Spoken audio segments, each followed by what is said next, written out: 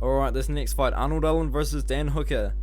Dan Hooker opened as like a very slight favourite for this fight, and personally, like as a massive fan of Dan Hooker, I don't really know why. I feel like Arnold Allen should be the favourite, and I should be picking Dan Hooker as an underdog, but yeah, this is going to be a pretty controversial take, and I know a lot of people are not going to like it, and a lot of people are probably going to comment on this video completely disagreeing with me, but I am actually going to be picking Dan Hooker to win this fight here. And one of the main reasons is Arnold Allen was outlanded almost 2-1 by Sadiq Yusuff in his last fight, and I'm just going to trust the city kickboxing experience. I'm going to trust the kickboxing experience of Dan Hooker to utilize that.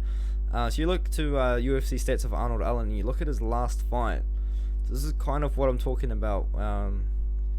Actually, he was outlanded more than 2-1 by Sadiq Yusuff. So yeah, that's kind of what I'm going to trust. He did beat the crap out of Gilbert Melendez on the feet, though. He did beat up Nick Lentz on the feet as well. But, I mean, if he wants to, he takes the fight to the ground. But if he doesn't take the fight to the ground. Like, that's the kind of the thing that's so good about Arnold Allen. Is he's very well-rounded, and he's able to, he's a mixed martial artist, for sure. That's kind of what I'm trying to say. He's good. Like, he's good everywhere. He knows that he's good everywhere, and he can kind of mix it all together. When it comes to Dan Hooker, though, he hasn't looked amazing in his last couple of fights. I mean, he did look alright against Nasrat Haqparast, but then he bounced back straight away for a big paycheck against Islam Makhachev.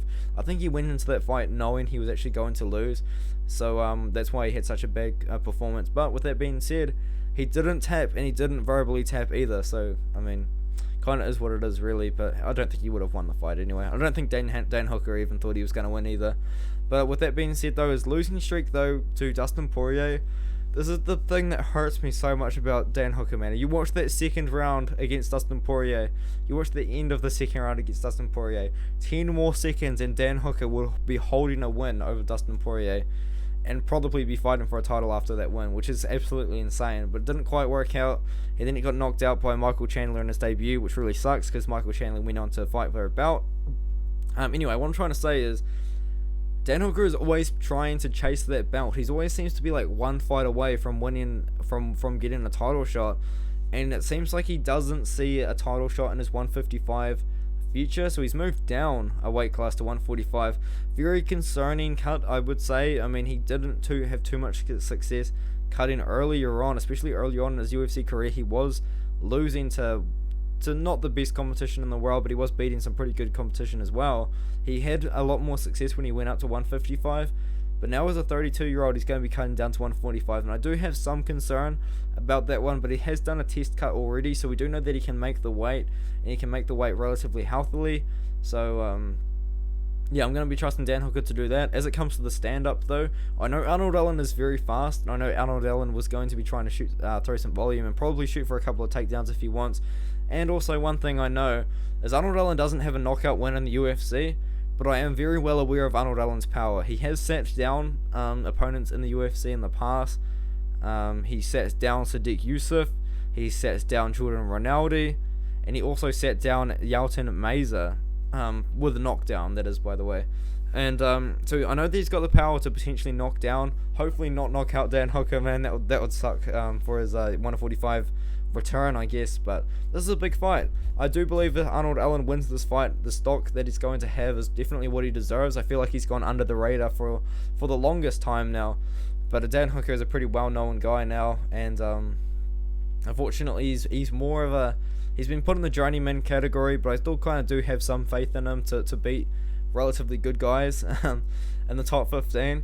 I think Arnold Allen, unfortunately, man, I think that Arnold Allen's not quite gonna get Dan Hooker out of there, man. I do trust Dan Hooker to outstrike Arnold Allen on the feet.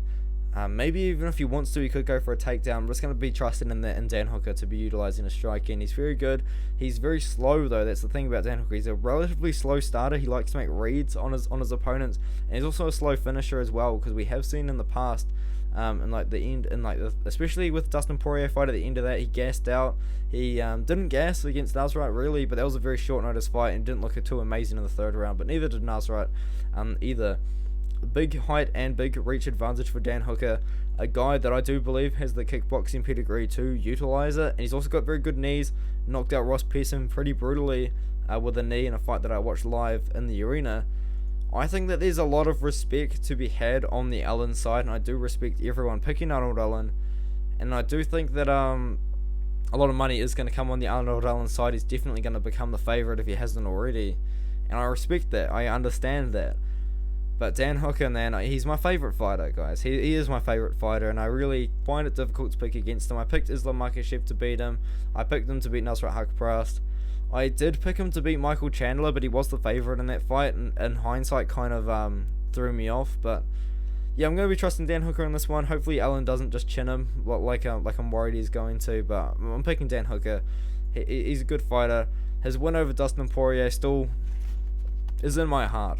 It is still in my heart. He didn't win the fight, but man, he was so close to finishing Dustin Poirier, and I still hold that very highly. Maybe I just need to move on. That was a long time ago. It was almost 2 years ago now, but I still hold that pretty highly. I do think that Dan Hooker, hopefully he makes a good return to 145. He's my pick, man. I'm from New Zealand. I can't really pick against these guys, but I have picked against these guys in the past. Obviously, I picked Mike Mithy to lose his debut. Like, I'm not that biased. But Arnold Allen, man, I don't know. I just don't like the fact that he got outlanded by Sadiq Yusuff in that fight. So yeah, I'm going to be trusting Dan Hooker to win that one. And yes, that's my pick. Dan Hooker to hopefully upset Arnold Allen in this fight. And I'm really hyped for it. Like, I really am. So hopefully Dan Hooker, man, don't let me down, buddy.